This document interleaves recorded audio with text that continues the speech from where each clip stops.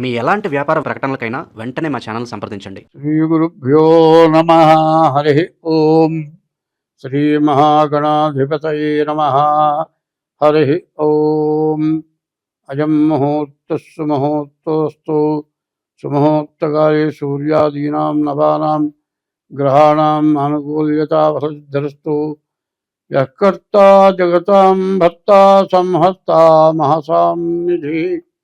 ప్రణమామి తమాదిత్యం బహిరంతస్తమోపహం.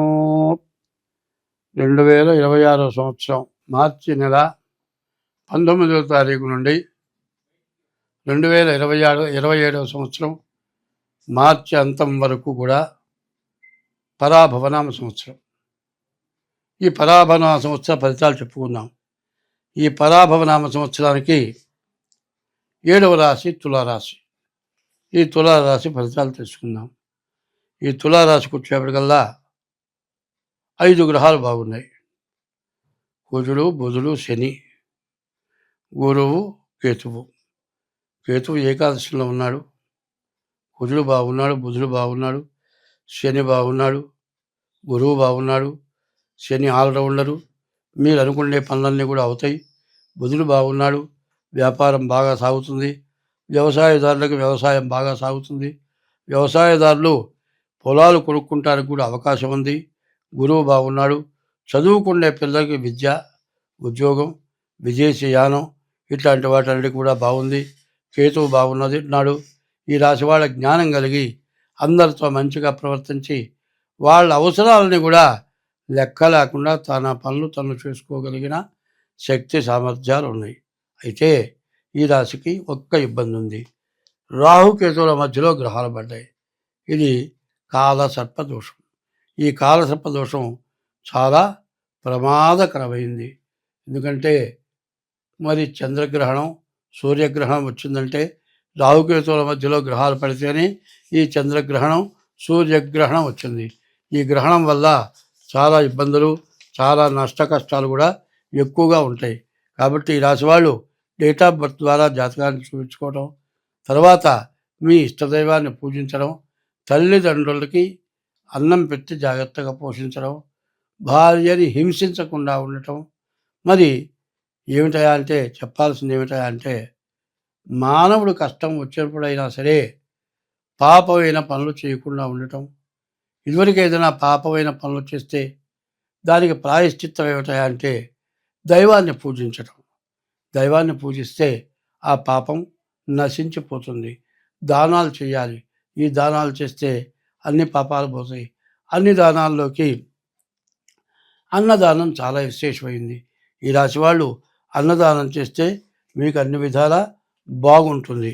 ఇప్పుడు ఈ రాశి వాళ్ళు ప్రత్యేకించి చెప్పాలి అంటే శివాలయానికి వెళ్ళి శివుడికి ప్రదక్షిణ చేయటం, మరి అన్ని గ్రహాలకి కూడా ప్రదక్షిణ చేయటం, మరి చీమలకి మరి బియ్యపు రవ్వ పంచదార వేయటం, ఇట్లాంటివి చేస్తే మీకు అన్ని విధాలా బాగుంటుంది. ఇప్పుడు ఆదాయ వ్యయాలు, వచ్చే ఆదాయం అంతా ఖర్చు అంతా.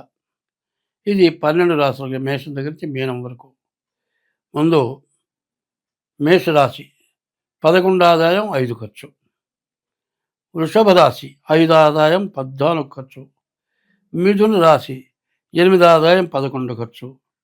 5 సింహరాశి 5 ఆదాయం 5 ఖర్చు. 6 కన్యా రాశి 8 ఆదాయం 11 ఖర్చు. 7 తులారాశి 5 ఆదాయం 11 ఖర్చు. తులారాశి 5 ఆదాయం 14 ఖర్చు. వృశ్చిక రాశి 11 ఆదాయం 5 ఖర్చు. ధనస్సు రాశి 14 ఆదాయం 11 ఖర్చు. మకర రాశి 2 ఆదాయం 8 ఖర్చు. మరి 11 కుంభరాశి 2 ఆదాయం 8 ఖర్చు. 12 మీన రాశి 14 ఆదాయం 11 ఖర్చు. ఈ ఆదాయ వ్యయాలు ఉన్నాయి. తర్వాత ఈ మేషం దగ్గర నుంచి మీనం వరకు ఈ 12 రాశుల వాళ్ళు ఎవరు మంచిగా పూజింపబడతారు, ఎవరు ద్వేషం చేత వంచింపబడతారు. ఇది రాజపూజ్యం, రాజ అవమానం అంటారు. గొప్పవాళ్ళ చేత పూజింపబడతాం, గొప్పవాళ్ళ చేత అవమానింపబడటం. ఎట్లా ఉన్నదో చూద్దాం. మేషరాశికి రాజపూజ్యం 11, రాజావమానం 5, వృషభ రాశికి రాజపూజ్యం 5, రాజావమానం 14. మిథున రాశికి రాజపూజ్యం 8, రాజావమానం 11. కర్కాటక రాశికి రాజపూజ్యం 2, రాజావమానం 11. 5 సింహరాశికి రాజపూజ్యం 5, రాజావమానం 5. 6 కన్యారాశికి 8 రాజపూజ్యం, 11 రాజావమానం. 7 తులారాశికి 5 రాజపూజ్యం, 14 రాజావమానం.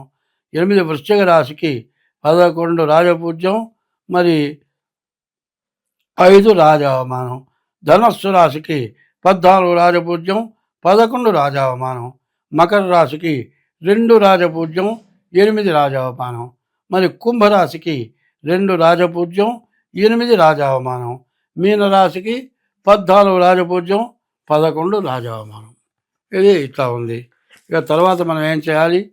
ఇప్పుడు ఈ మార్చి నెల 20 నుంచి ఏప్రిల్ 20 వరకు కూడా మరి ఈ సంవత్సరం మొత్తం స్వస్తి.